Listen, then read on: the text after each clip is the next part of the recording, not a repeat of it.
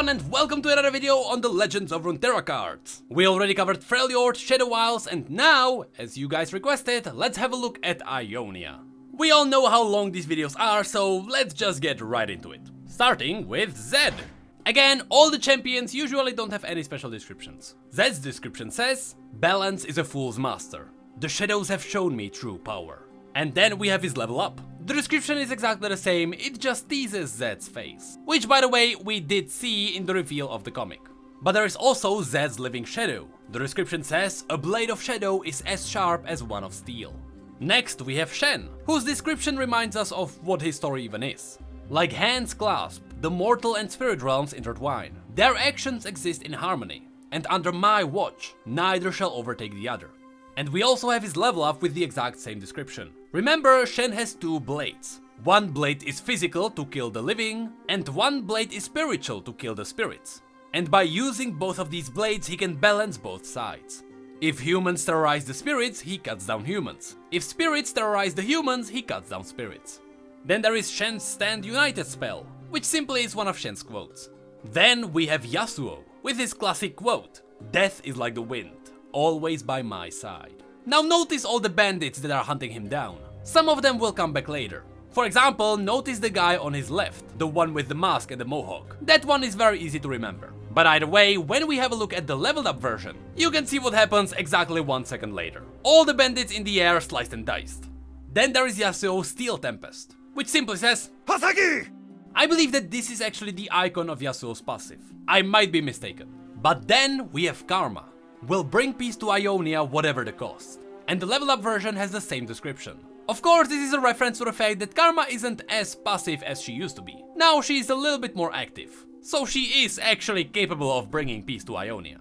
But there is also Karma's Insight of Ages. When your hope wavers, know that you are never alone. The past is always by your side. It has known myriad tomorrows and all hopes that they bring. See, this is a reference to what Karma even is. Karma is an incarnation of Ionia's spirit. In fact, the Karma that we have, the Karma that you can see right now, is not actually called Karma. The person is called Dara. Karma is the Ionian spirit. And as it jumps from person to person, it also gives them experience and visions from the past. That's why this says that the past is always by your side. It's a reference to Karma's story. Then there is Ghost, a spell that wasn't really explained. It only has a quote by Zed.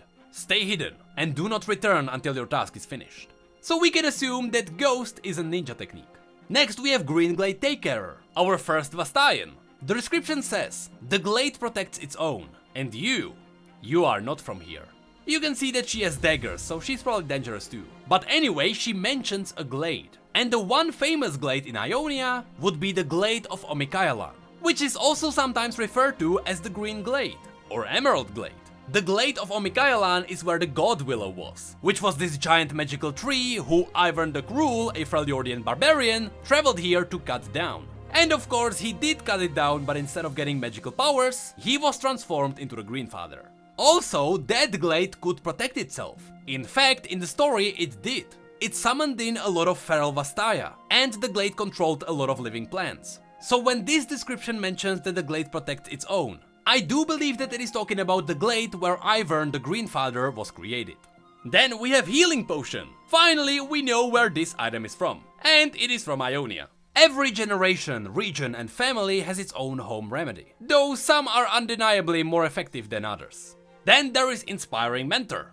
Took years to cultivate this deadly physique. Tireless days of spotting birds, describing clouds, and lifting tray after tray of sweet buns. Who else has such dedication? Then there is NAVORI BLADESCOUT, a Yordle Blade Master in fact. I'll get the drops on him, no problem. Get me out of there and I'll split the loot with you. Make it more than worth your while. Again, remember that Ionia accepts all nations. So Yordles, unlike in other nations, are actually quite common in Ionia. Unless this is actually a Vastaya. It is possible, but I do believe that this is a Yordle. Then there is Nimble Poro. Now, I don't think that this is canon, alright? I don't think there are Poros in Ionia. However, there is a really cool thing here. Just remember the place and the pose that the Poro is holding here.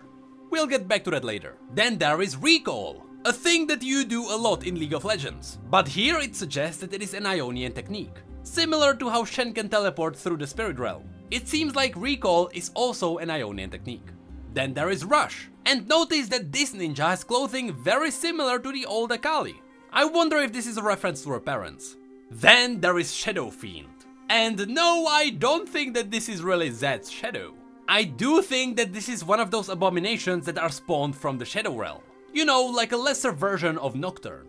You can see how the other Ionians in front of the creatures are trying to defeat it. But physical arrows can't really defeat shadows. The description says, what would you sacrifice for power? Your path begins with an oath, and it ends only when it has taken all you have to give. A quote by Zed. Again, I don't think that this is one of the things that Zed can spawn using the shadows. I think that this maddening creature is more of a side effect. It seems to be more of an uncontrollable summon from the Shadow Realms.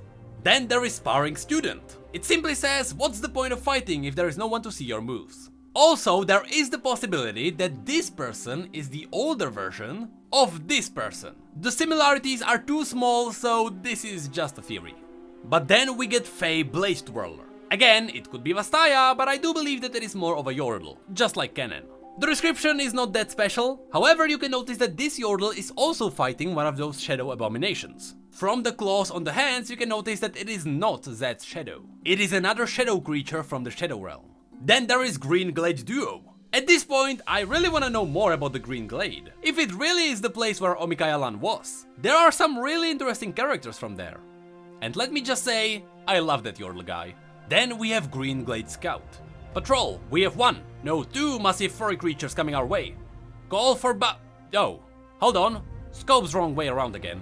But then we have Herald of Spring. And now we're getting a little bit into the beautiful creatures. And trust me, there are a lot of beautiful creatures that have a lot of lore here. During winter's reign, we heard the thread of footsteps cross the snowy floor. In its wake, new vine and leaf re-emerge to rearrange. The forest floor and herd seasons change. Shonzan poem. See, Shonzan is a place on the map. But Shonzan is one of the places where people also study how to write poems. You could learn that from the story of Varus. This is a really cool callback to that story. But either way, Herald of Spring is an animal that gets rid of all the snow, and it brings back warm weather. Then we have Keeper of Masks, and this is super cool.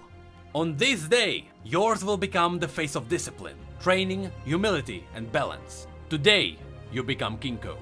See, the KINKOU are ninjas. This really reminds me of the Anbu from Naruto, and I'm not sure if that's intended. Either way, I actually wonder what the heck is the being above this woman. It's way too tall for a normal man, so I wonder if this is some kind of Vastaya. Then we have Key Guardian, SHEN'S spell. It refers to the fact that in KINKOU people protect each other. That's it. Then we have NAVORI Conspirator. Come on, we gotta get out of here. My name, I'll explain on the way, I promise. See, these people are converting citizens to the quote-unquote evil side of Ionia. Remember, after the Noxian invasion, Ionians split into two camps. Those who want to let nature deal with everything, and then you have people who fight back. But the people who fight back also split into two camps. You have those who side with Irelia, and you have those who side against her. These NAVORI conspirators are against Irelia. And in this picture you can see one of them converting a citizen. But then we get the bandit that I told you to remember. The one that you saw on the right side of Yasuo. And behind him there is also one of his friends. He is a NAVORI HIGHWAYMAN. I was a traveling musician, known in every village here to the Placidium, until the Noxians came. Now I'm scrapping by on stolen coin. Mother was right, should have been a healer. See, this beautifully pictures the outcome of the Noxian invasion. War simply changes everyone. But we also get a special card for his friend behind him. It's called NAVORI Brigand. It simply says, a bandit on the road means more in the brush. But then we have Silent SHADOWSEER. As you can see, it is one of Zed's followers. Flesh is untrustworthy, fragile, delicate as borders between light and shadow. What's cool that the mask suggests that she is a former KINKOU member, but also seeing all the shadow serpents around her, maybe she is the one who is summoning all the shadow abominations. Then there is Death Mask, which doesn't tell us anything new, but at least we now know that that is the specific name of Zed's mask. Another named item. Then there is Deny, a spell with the description, no. Then we have Emerald Awakener, a pretty cool blade master. War is fostered by our bestest instincts, but instinct has no power over our highest virtues. Trust, patience, and contemplation. We don't know much about this guy, but I really love those emerald blades. One thing you can notice is that especially the weapons on the right are definitely Noxian weapons. So this guy probably just annihilated an entire Noxian army. But then we have GREENGLADE Elder. Ionian knowledge is outlined in the written word, but it is the tales and teachings of Ionia's venerated elders that give ancient text new life. We don't really know who this guy is, but it is cool nonetheless. Then there is RIVERSHAPER, and this seems to be the first male Marai we have ever seen. There was that one corrupted guy, but we don't count him. Now, I say this, but it is possible that this is not a Marai. Because if you look below his waist, it does look a little bit like he has 2 legs. And if that's the case, he is not Marai. And the description doesn't help us either. We are proud children of the First Lands, and the streams of our magic flow through our Vastayan blood as they do through our realm. Now, I'll have a look at the Vastayan evolution tree, and if I find more than one Sea Vastaya, this guy might be one of them. But if there are only the Marai, we finally found a male version of Nami. Then there is Scaled Snapper, a kind of a turtle dragon. One of the oldest inhabitants of the GREENGLADE. It has withstood the test of time through constant adaptation. So it was probably a dragon that adapted into a turtle. But the best thing about this art is that this picture actually shows us the GREENGLADE, and we have actually never seen it before. Then there is Shadow Assassin. Gracefully she glides, noiseless steps in the shadows, her claws the only trace. Most likely another one of Zed's followers. But I love how in the background you can see the typical Ionian buildings. They match all the concept art we have seen before perfectly. Then there is SHADOWSHIFT. Do you face the enemy that you believe you see? Or is it a trick of the shadows? Then we have Solitary Monk.